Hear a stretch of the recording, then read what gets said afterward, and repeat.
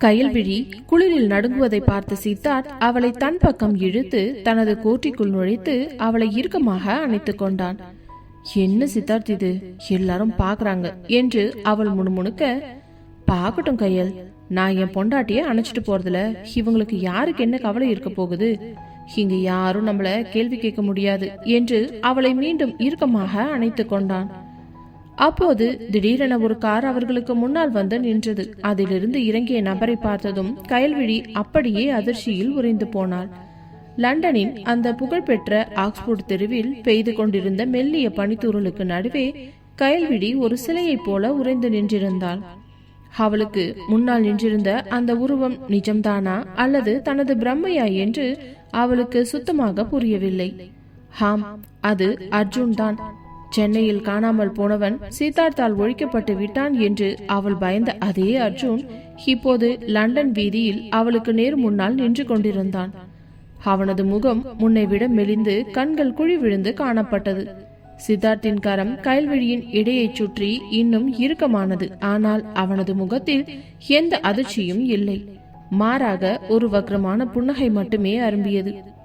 என்ன அர்ஜுன், நான் உன்னை சென்னையில தேடிக்கிட்டு இருந்தேன், நீ என்னடானா இங்க லண்டன்ல வந்து குப்பை கொட்டிக்கிட்டு இருக்க என்று சித்தார்த் ஒரு எல்லலான குரலில் கேட்டான். அவனது ஒவ்வொரு சொல்லும் கயல்விழியின் காதுகளில் ஈயத்தை காட்சி ஊட்டுவது போலவே இருந்தது. அர்ஜுன் கயல்விழியை ஒரு முறை பரிதாபமாக பார்த்தான். அந்த பார்வையில் 1000 கேள்விகள் இருந்தன. சித்தார்த் சார், நான் எதுக்காக இங்க வந்தேன்னு உங்களுக்கு நல்லா தெரியும். நீங்க என் மேல திருட்டு பழி சுமத்தி என்ன வேலையை விட்டு தூக்குனது மட்டும் இல்லாம என்ன தலைமறைவாகவும் இருக்க வச்சிட்டீங்க. ஆனா உண்மை என்னைக்காவது ஒரு நாள் வெளியே வரும் சார் என்று அர்ஜுன் நடுங்கும் குரலில் சொன்னான். உண்மையா? உண்மையை சொல்ல இங்க யார் இருக்கா? இங்க பாரு, கடைசியா உன்கிட்ட நான் ஒரு உண்மையை சொல்றேன், நல்லா கேட்டுக்கோ. இதோ நிக்கிறாளே இந்த கயல்விழி, இவதான் என் பொண்டாட்டி என்றவன் அவள் கழுத்தில் இருந்த தாலியை எடுத்து காட்டி, இது நான் கட்டின தாலிதான், இதுக்கு மேலையும் நீ அவளை நெருங்க நினைப்பியா என்று கூற அர்ஜுனுக்கு தூக்கி வாரி போட்டது. ஏற்கனவே அவனுக்கு இருந்த சந்தேகம் இன்று உறுதியானதை போலவே தோன்றியது. மனதில் ஓரம் ஒரு சொல்ல முடியாத ஒரு வலி வந்து மறைய கயல்விழியை ஏக்கமான ஒரு பார்வை பார்த்தவன், என்ன கயல், நீங்களாச்சும் ஒரு வார்த்தை என்கிட்ட சொல்லி இருக்கலாம்ல, சித்தார்த் சார் தான் உங்க ஹஸ்பண்ட்னு. எதுக்காக இவ்வளோ நாளா இதை மறைச்சு வச்சிருந்தீங்க? என்ன அவசியம் வந்துச்சு? முன்னாடியே நீங்க சொல்லி இருந்தீங்கன்னா தேவையில்லாம இவ்வளோ பிரச்சனை வந்திருக்காது இல்ல என்று அவன் ஆதங்கமாக கயல்விழியை பார்த்து கேட்க, அவள் எதுவும் பதில் சொல்ல முடியாமல் அமைதியாக கண்கலங்கியபடியே தலை குனிந்து நின்றாள். அர்ஜுன், கயல்விழி இப்போ ஏன் பொண்டாட்டி, அவளை இப்படி நிக்க வச்சு கேள்வி கேட்கிற அதிகாரம் உனக்கு கிடையாது. அவளுக்கு என்ன வேணும்னாலும் செய்ய எனக்கு மட்டும்தான் அதிகாரம் இருக்கு. நீ அவளை பார்க்கணும்னு நினைச்சா கூட அது என்னைக்குமே நடக்காது என்று சித்தார்த் ஆவேசமாக கத்தினான். சுற்றி இருந்த வெளிநாட்டினர் இவர்களை விசித்திரமாக பார்த்துவிட்டு சென்றனர். அந்த நிமிடம் கயல்விழிக்கு தலையை சுற்றியது. அர்ஜுன் சார், நீங்க எப்படி இங்க? சித்தார்த், ப்ளீஸ் இங்க சண்டை போடாதீங்க. அர்ஜுன் சார், நீங்க முதல்ல இங்கிருந்து கிளம்புங்க, இவரு ரொம்ப கோபத்துல இருக்காரு என்று கயல்விழி பதறினாள். அவளுக்கு தெரியும், சித்தார்த் நினைத்தால் அர்ஜுனுக்கு என்ன வேண்டுமானாலும் செய்வான் என்று. அவள் பேசியதை கேட்ட சித்தார்த்திற்கு சுரென்று கோபம் வந்தது. அவனை போக சொல்ல நீ யாரடி? என்ன, அவனை என்கிட்ட இருந்து காப்பாத்துறதுக்கு ட்ரை பண்றியா என்று சித்தார்த் அவளது கையை வன்மையாக பிடித்து திருகினான். கயல்விழி வலியால் முனகினாள். இவன் இங்க வர காரணமே நீதான். உன் மேல இருக்கிற அந்த தப்பான ஆசைதான் இவனை இவ்வளவு தூரம் கூட்டிட்டு வந்திருக்கு. அர்ஜுன், மரியாதையா இங்க இருந்து ஓடி போயிடு, இல்லனா சென்னையில உன் அண்ணன் பாத்துட்டு இருக்க அந்த பிசினஸ் கூட இப்போ இல்லாமையே போயிடும் என்று சித்தார்த் விடுத்த மிரட்டல் அர்ஜுனை நிலைக்குலையவே செய்தது. அர்ஜுன் எதையோ பேச முயன்றான். ஆனால் சித்தார்த்தின் ஆட்கள் அவன் அங்கே வருவதை பார்த்ததும் அவனும் வேறு வழியின்றி தலை குனிந்தபடியே அங்கிருந்து நகர்ந்து சென்றான். அவன் சென்றதும் சித்தார்த் அவளை அப்படியே இழுத்துக்கொண்டு காருக்கு வந்தவன் வேகமாக ஹோட்டல் அறைக்கு இழுத்து வந்தான். அறைக்குள் நுழைந்ததும் கதவை ஓங்கி அறைந்து பூட்டியவனின் கோபம் இப்போது உச்சத்தில் இருந்தது. அதே கோபத்தோடு கயல்விழியை தூக்கி அந்த பெரிய சோஃபாவில் எரிந்தவன், என்னடி, அவன் வந்ததும் உன் முகத்துல ஒரு வெளிச்சம் வருது, அவன் மேல அவ்வளோ அக்கறையா உனக்கு? அவன் கரியர் போயிடும்னு பயப்படுறியா? ஆனா நான் உன்னை இப்படி சித்திரவதை பண்றேனே, அத பத்தியெல்லாம் உனக்கு கவலையே இல்லையா என்று கத்தினான். கயல்விழி வேகமாக எழுந்து நின்று அவனை எதிர்கொண்டவள், ஆமா எனக்கு கவலைதான். ஏன்னா அவர் ஒரு தப்பும் பண்ணல. நீங்க உங்க பொறாமையால ஒரு நல்ல மனுஷனோட வாழ்க்கைய அழிக்கிறீங்க. இதுக்கு பேரு காதலே இல்ல சித்தார்த், இது வெறும் மிருகத்தனம் என்றால் ஆவேசமாக. என்ன மிருகத்தனமா? அது சரி, இன்னைக்கு இந்த மிருகத்தோட ஆட்டம் எப்படி இருக்கும்னு நீ பாக்குறியா என்று அவளை நோக்கி பாய்ந்தவன் அவளது புடவையை ஒரே பிடியில் இழுத்து களைத்து தூக்கி எறிந்தான். கயல்விழி அவனிடமிருந்து தப்பிப்பதற்கு முயன்றாள். ஆனால் சித்தார்த் அவளை விடவே இல்லை. அவளை ஆவேசமாக தூக்கி கட்டிலில் வீசி அவளது கைகளை தனது பெல்ட்டால் கட்டி போட்டான். விடமாட்டேண்டி, இன்னைக்கு நீ அர்ஜுனை பத்தி நினைச்ச ஒவ்வொரு நிமிஷத்துக்கும் நீ எனக்கு பதில் சொல்லியே ஆகணும் என்று அவளது கழுத்தோரம் முரட்டுத்தனமாக கடித்தான். கயல்விழி வலியால் கதறினாள். சித்தார்த் வேண்டாம், ப்ளீஸ், தயவு செஞ்சு விட்டுருங்க, எனக்கு இப்ப இதுல விருப்பமே இல்லை என்று அவள் கெஞ்சினாலும் அவனது காதுகளில் அது எதுவுமே விழவில்லை. அவன் அவளது உடலை ஒரு வேட்டைக்காரனை போலவே ஆக்கிரமித்துக் கொண்டிருந்தான். அவளது ஆடை ஒவ்வொன்றாக களையப்பட லண்டனின் அந்த கடும் குளிரிலும் அவளது உடல் வியர்வையில் நனைந்தது. சித்தார்த் அவளது மேனியில் அணு அணுவாக தனது கோபத்தையும் காதலையும் தீர்த்து கொண்டிருந்தான். அவனது முத்தங்கள் ஒவ்வொன்றும் மிகவும் வன்முறையாக இருந்தன. கயல்விழி அழுது அழுது ஓய்ந்து போனவளது கண்கள் மேலே இருந்த விளக்கை பார்த்தபடியே நிலை கொடுத்தி நின்றிருக்க, ஏன் கடவுளே எனக்கு இப்படி ஒரு வாழ்க்கையை கொடுத்த என்று அவள் மனதிற்குள் புலம்பிக் கொண்டிருந்தாள். அவனுடைய ஆதிக்கம் ஆரம்பத்தில் அவளுக்கு பயங்கரமான வலியை கொடுத்தாலும் போக போக அந்த ஆதிக்கத்தில் அவள் அவனுக்கு கட்டுண்டு போனாள். இவ்வளவு நேரம் மேலிருந்த சீலிங்கை பார்த்து கொண்டிருந்தவள் இப்பொழுது சித்தார்த்தையே வெறித்து பார்த்து கொண்டிருந்தாள். அவளது கண்கள் அவனுடைய கண்களை நோக்கி இருந்தன. தீவிர தேடுதல் வேட்டை நடத்தியவன் அவளது கண்களை நேருக்கு நேர் சந்திக்க முடியாமல் தடுமாறினான். அதே நேரம் அவளை முறைத்து பார்த்தபடி, மரியாதை கண்ண மூடு, எதுக்கு இப்படியே கண்ணை முடிச்சிட்டு என்ன பாத்துக்கிட்டு இருக்க? உன் மனசுக்குள்ள என்ன இருக்குதுன்னு எனக்கு நல்லா தெரியுது. நீ நினைக்கிற மாதிரி நான் மிருகம்தான், அப்படியே இருந்துட்டு போறேன். யாருக்கு நல்லது செஞ்சு எனக்கு என்ன கிடைக்க போகுது? இந்த நல்லவன்ற பேரை வச்சுக்கிட்டு நான் என்னத்தை சாதிக்க போறேன்? எப்பவுமே இப்படித்தான், அதனால இப்படியே இருந்துட்டு போறேன். ஒழுங்கு மரியாதைய கண்ணை மூடுறியா, இல்ல இன்னும் அதிகமா வலி கொடுக்கவா என்றதும் அவளுக்கு கண்களிலிருந்து கண்ணீர் ஆராய் பெருகியது. வேறு வழியில்லாமல் இரண்டு பக்கமும் கைகளை வைத்து மெத்தை விரிப்பை இறுக்கமாக பிடித்து கொண்டவள் கண்களை அமைதியாக மூடிக்கொண்டாள். நீண்ட நேரத்திற்கு பிறகு சித்தார்த் அவளை தன் பிடியிலிருந்து விடுவித்தான். அவளது உடலில் அவன் ஏற்படுத்திய காயங்கள் அங்கெங்கே சிவந்து காணப்பட்டன. பிறகு அவளிடமிருந்து பிரிந்தவன் அங்கிருந்த டவலை எடுத்து தன் இடுப்பில் சுற்றி கொண்டு எழுந்து பால்கனிக்கு சென்று ஒரு சிகரெட்டை பத்த வைத்தான். ஜன்னல் ஓரம் நின்று வெளியே வேடிக்கை பார்த்து கொண்டிருந்தான். அதே நேரம் கயல்விழி போர்வைக்குள் சுருண்டு கிடந்து விம்மி விம்மி அழுது கொண்டிருந்தாள். அந்த அறையில் ஒரு நிசப்தமே நிலவியது.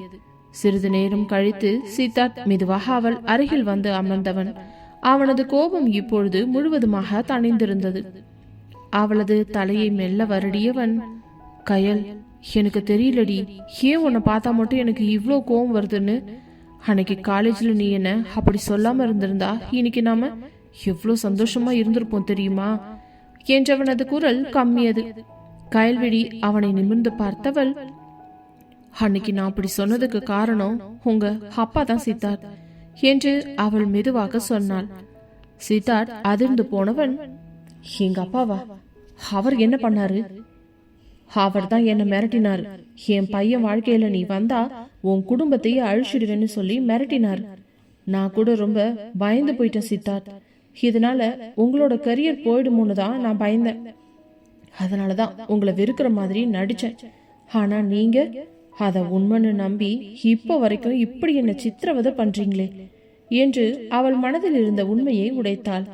அதை கேட்ட சித்தார்த் ஒரு நிமிடம் அப்படியே உறைந்து நின்றான். அவனது தந்தை இப்படி ஒரு காரியம் செய்திருப்பார் என்று அவன் கனவிலும் நினைக்கவில்லை. இது நிஜமா கயல்? நீ ஏன் என்கிட்ட இதை முன்னாடி சொல்லல என்று அவள் கைகளை பிடித்து கொண்டு கேட்க, சொல்லணும்னு தான் நானும் நினைச்சேன். ஆனா நீங்க தான் எனக்கு ஆரம்பத்துல வாய்ப்பே கொடுக்கலையே. என்ன ஒரு பழிவாங்கும் கருவியா தானே பாத்தீங்க. இப்ப கூட அர்ஜுன் சார் மேல பழிய போட்டு தான் என்ன கஷ்டப்படுத்திக்கிட்டு இருக்கீங்க என்று அவள் அழுது கொண்டே சொல்ல, சித்தார்த் பட்டென்று அவளை இழுத்து தன் நெஞ்சோடு அணைத்து கொண்டான். மன்னிச்சுடு கயல், நான் உன்னை ரொம்ப கஷ்டப்படுத்திட்டேன்ல. இனிமே அப்படியெல்லாம் எதுவுமே நடக்காது. அர்ஜுன் மேல இருக்கிற பழிய நான் சரி பண்றேன்.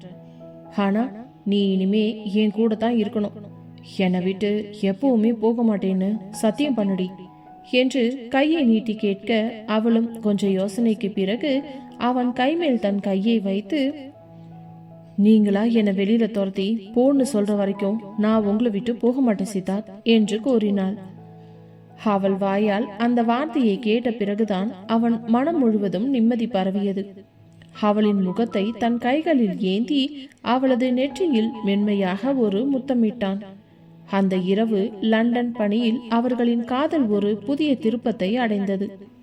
சித்தார்த் அவளை ஒரு குழந்தையைப் போலவே இறுக்கமாக அணைத்து தூங்க வைத்தான்.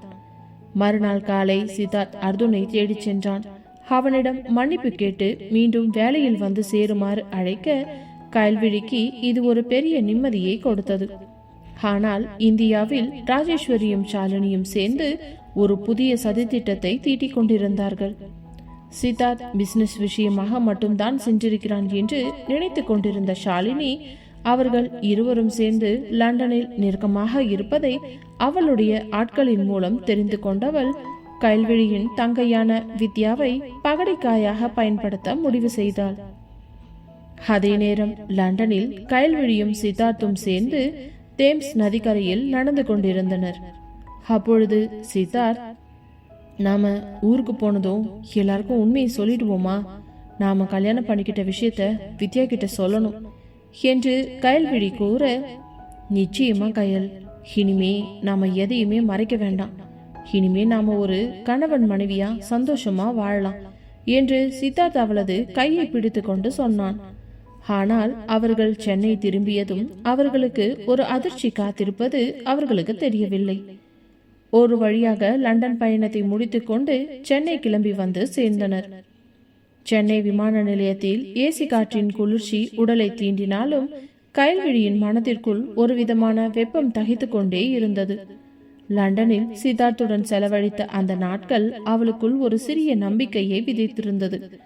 சித்தார்த் அவளது கையை இறுக்கமாக பிடித்து கொண்டு வெளியே வந்தபோது அவனது முகத்தில் ஒரு புதுவிதமான அமைதி நிலவியது. கயல், வீட்டுக்கு போனதும் முதல்ல வித்யாவை கூப்பிட்டு பேசணும். அவளுக்கு நாம எல்லாத்தையும் தெளிவா சொல்லலாம். நீ பயப்படாதடி, நான் எப்பவுமே உன் கூடவே இருப்பேன், சரியா என்று சித்தார்த் சொல்லிக் கொண்டிருக்கும் பொழுதே கயல்விழியின் கைபேசி அலறியது. திரையில் வித்யா என்ற பெயர் மின்னியதும் கயல்விழிக்கு இதயம் ஒரு நிமிடம் நின்று துடித்தது.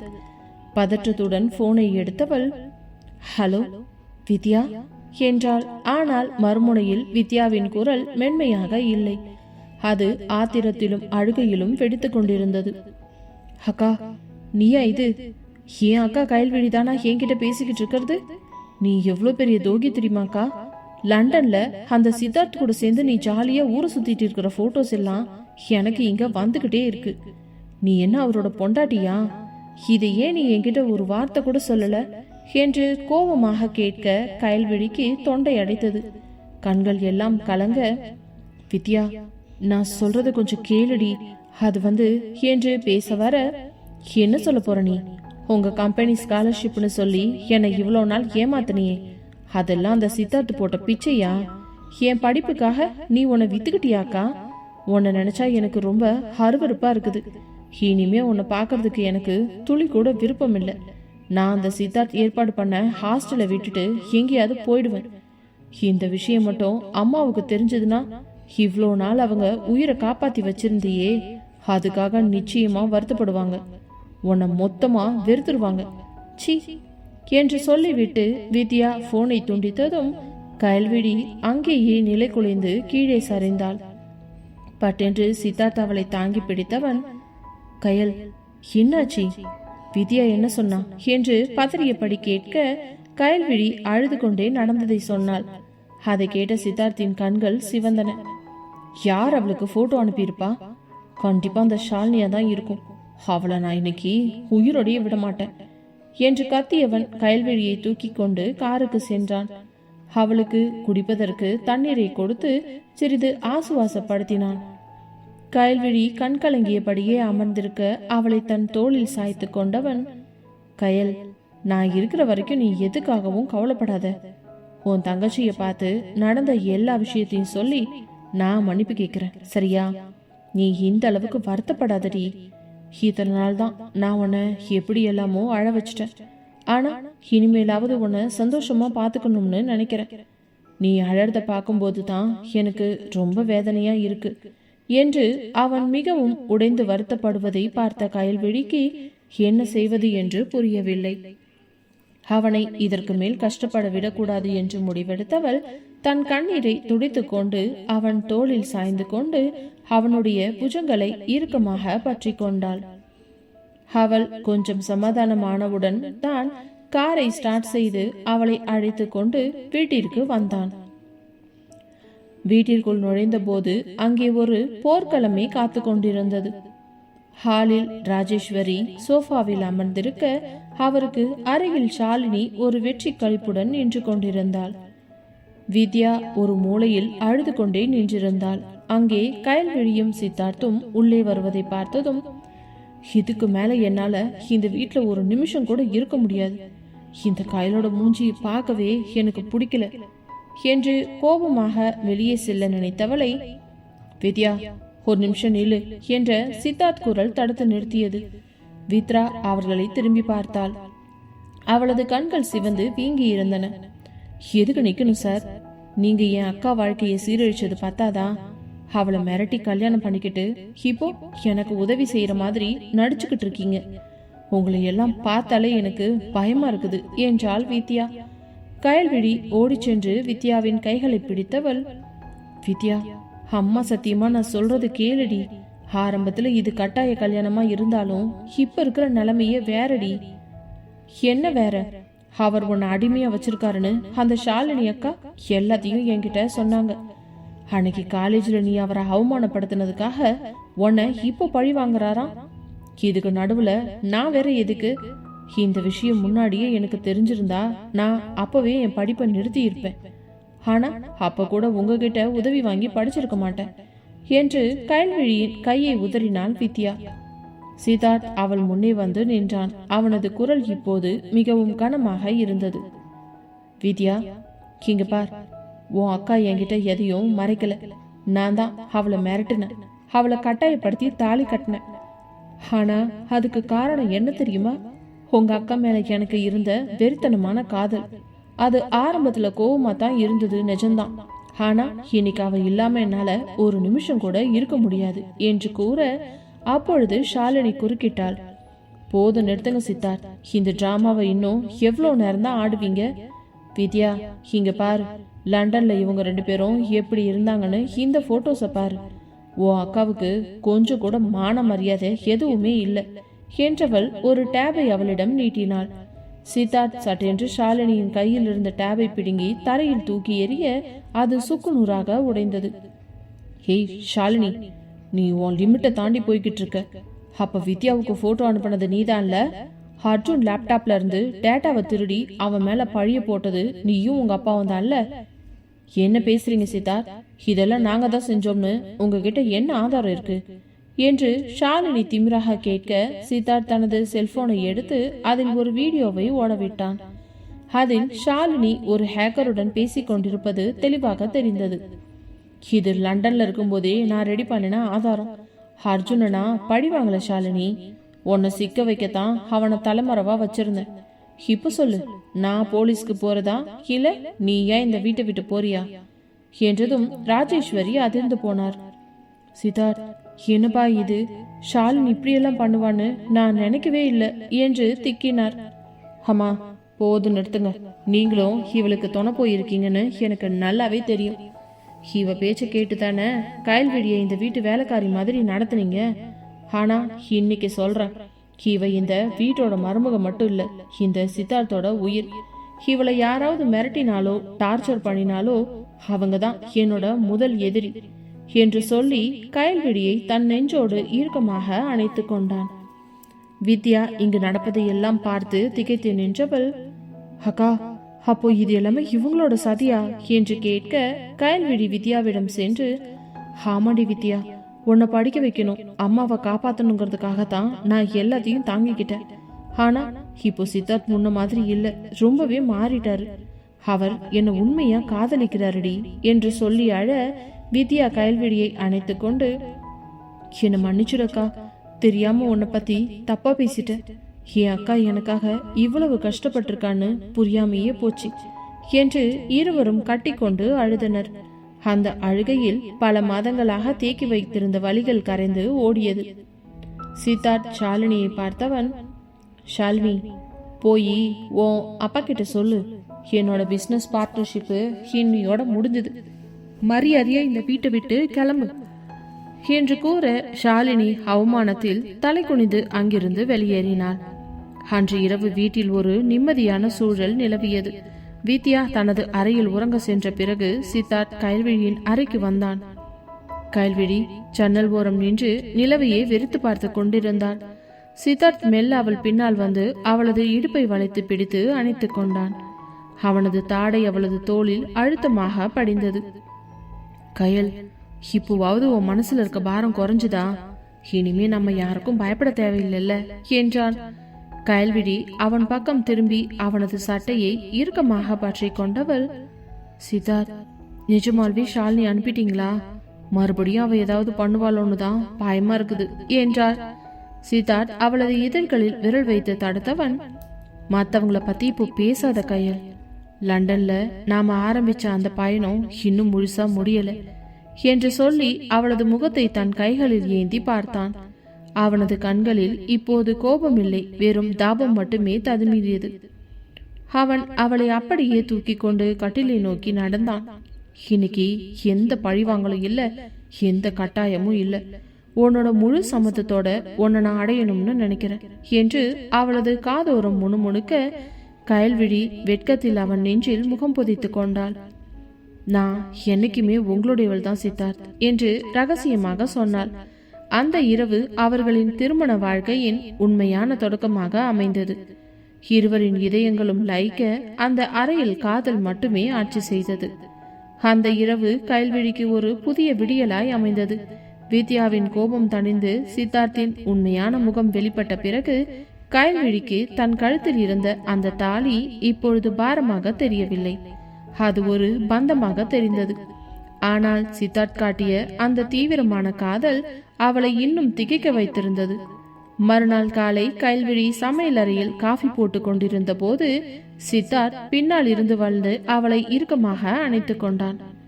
இன்னைக்கு ஆபீஸ்க்கு லீவ் சொல்லிடலாமா கயல் என்று அவனது குரல் அவளது காதோரம் குழைந்தது.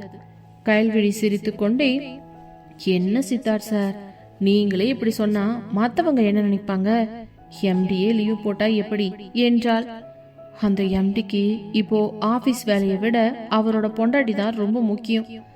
லண்டன்ல தான் நாம ஒழுங்காவே சுத்தி பார்க்கவே இல்லை, அதனால இன்னைக்கு நாம வெளியே போலாமா என்று அவளது கழுத்தில் முட்டப்பட்டபடியே கேட்க அவளும் சரி என்று கூறியதும் இருவரும் கிளம்ப தயாரான போது ஹாலில் ராஜேஸ்வரி அமர்ந்திருந்தார்.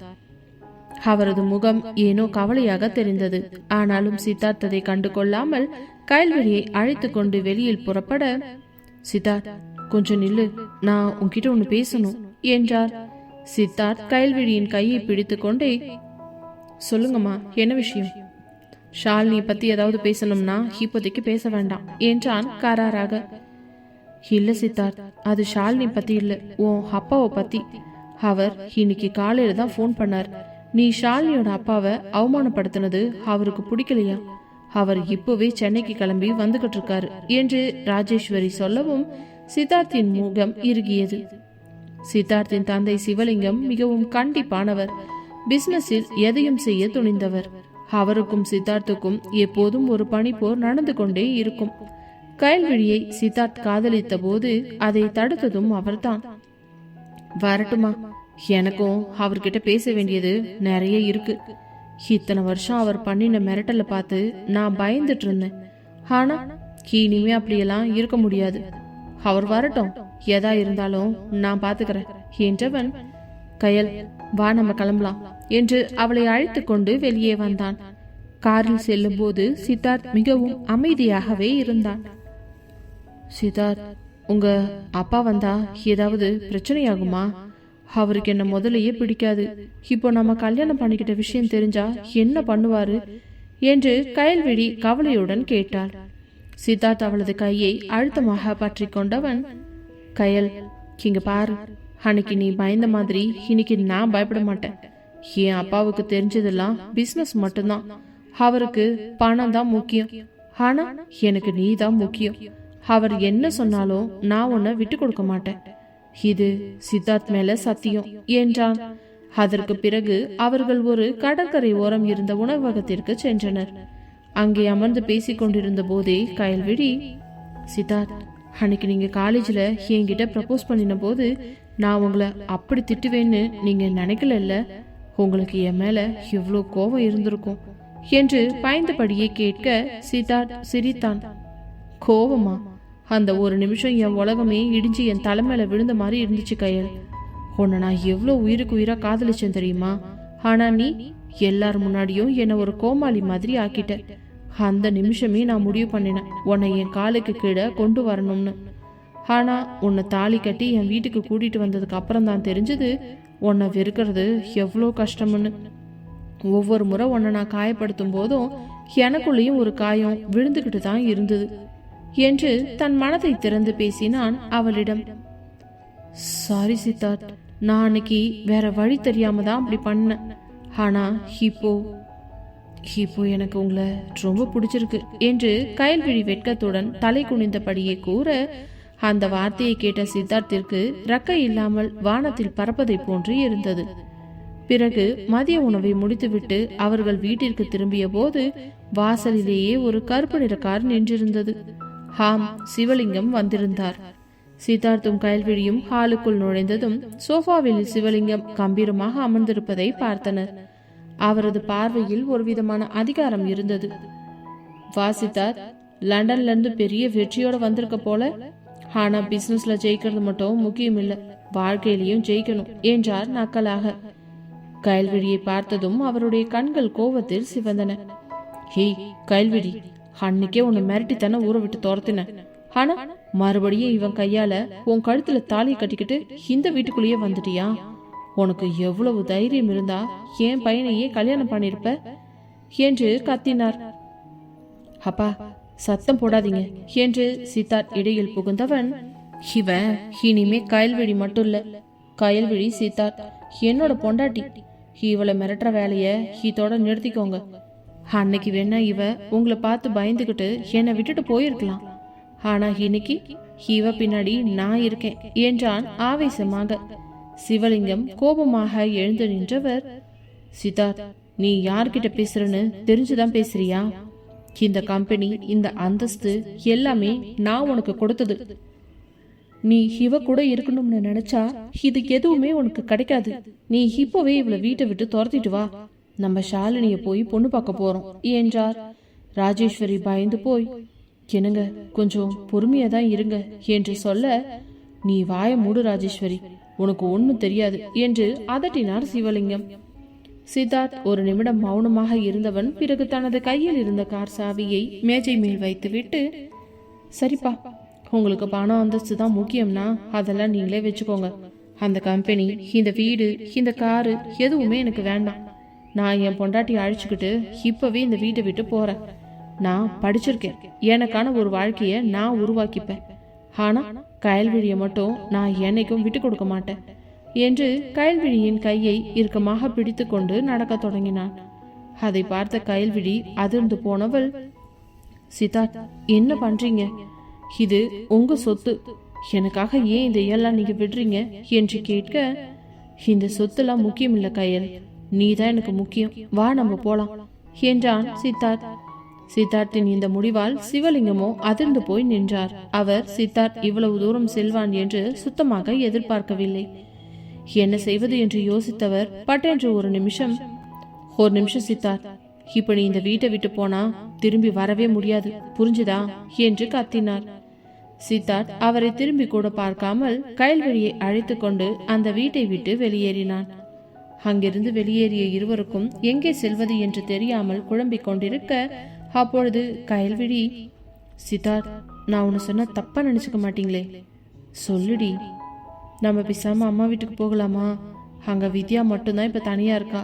நம்மளும் போனா அவளுக்கு கொஞ்சம் துணையா இருக்கும்ல. நம்மளுக்கும் தங்கறதுக்கு ஒரு இடம் கிடைச்சிடும். அதுக்கப்புறம் நம்ம 2 பேரும் நல்லதா ஒரு வேலையை தேடிக்கிட்டு வேற வீடு கூட பார்த்துக்கிட்டு போயிடலாம். நான் சொல்ற யோசனை உங்களுக்கு ஓகேவா என்றதும் சிறிதும் தயங்காமல், இதுல என்னடி இருக்கு? உன் அம்மா வீடு என்னோட மாமியார் வீடு, அங்க நான் வந்து தங்கறதுக்கு என்ன? சரி வா போலாம் என்று கூறியவன் ஆட்டோவில் ஏறி அவளை அழைத்து கொண்டு அவர்கள் வீட்டிற்கு புறப்பட்டான். ஆட்டோ நேராக கயல்விழியின் வீட்டிற்கு சென்றதும் அதிலிருந்து இறங்கியவன் ஆட்டோவிற்கு பணம் கொடுத்து விட்டு வர, அதற்குள் கயல்விழி வீட்டின் காலிங் பெல்லை அழுத்திவிட்டு காத்திருந்தாள். பெல் அடிக்கும் சத்தத்தில் கதவை திறந்த வித்யா அவளுக்கு பார்த்ததும் திடுக்கிட்டு போனாள். அக்கா, என்னாச்சு? ஏன் இப்படி பையோட வந்திருக்கீங்க 2 பேரும் என்று பதறியபடியே கேட்டாள். அப்பொழுது சித்தார்த் நடந்ததை சொல்லியதும், வித்யா, மாமா, இனிமே நாம எல்லாரும் இங்கேயே இருக்கலாம். சரி வித்யா, நான் சீக்கிரம் ஒரு வேலையில சேர்ந்துருவேன், எப்படியாவது நம்ம சமாளிச்சுக்கலாம், நீங்க கவலைப்படாதீங்க என்றான். அன்றைய இரவு அந்த சிறிய வீட்டில் ஒரு விதமான அமைதி நிலவியது. கயல்விழிக்கும் சித்தார்த்திற்கும் அந்த சூழல் புதிதாக இருந்தது. ஒரு பெரிய பங்களாவில் வாழ்ந்த சித்தார்த் இப்பொழுது ஒரு சாதாரண அறையில் படுத்து கொண்டிருந்தான். கயல்விழி அவன் அருகில் வந்து அமர்ந்தவள், சித்தார்த், எனக்காக நீங்க இவ்வளோ பெரிய தியாகம் பண்ணிருக்கீங்க, எனக்கு ரொம்ப கஷ்டமா இருக்குதுங்க என்றாள் கவலையோடு. சித்தார்த் உடனே அவளை இழுத்து தன் மடியில் கிடத்தி கொண்டவன், தியாகமா? இல்ல கயல், இது ஒரு விடுதலை. அத்தனை வருஷமா எங்க அப்பாவுக்கு பயந்து அவர் சொல்றது கேட்டு வாழ்ந்ததுதான் கஷ்டம். இன்னைக்கு உன்னால தான் எனக்கு ஒரு சுய மரியாதையே கிடைச்சிருக்குது. இந்த சின்ன வீடு எனக்கு லண்டன் ஹோட்டலை விட ரொம்ப அழகா தெரியுது என்று அவளது கன்னத்தை வருடியபடியே கூறினான். அங்கு இருவருக்கும் இடையே ஒரு நீண்ட உரையாடல் சென்று கொண்டிருந்தது. பழைய காலேஜ் நினைவுகள், அந்த திருட்டு பழக்கம், லண்டன் பயணம் என எல்லாவற்றையும் பற்றி பேசினர். சித்தார்த் அவளிடம் மனதார மன்னிப்பும் கேட்டுக்கொண்டான். பிறகு அவனை தொடர்ந்தான், லண்டன்ல நான் உன்னை ரொம்ப கஷ்டப்படுத்திட்டேன்ல கயல். அந்த சண்டைகள், அந்த ஆவேசம் எல்லாம் உன் மேல இருந்த வெறியினால வந்தது. என்ன மன்னிச்சுடி என்றான். பரவாயில்ல சித்தார்த், அதெல்லாம் ஒரு விதமான காதல் தானே, இப்போ எனக்கு புரியுது. ஆனா இனிமே என் மேல நீங்க கோவப்படக்கூடாது, சரியா என்று செல்லமாக கூறினாள் கயல்விழி. நிச்சயமா கயல், இனிமே இந்த கணவன் மனைவிக்குள்ள காதலும் சந்தோஷமும் மட்டும்தான் இருக்கும் என்று சொல்லி அவளது இதழ்களை தன் இதழ்களால் நனைத்தான்.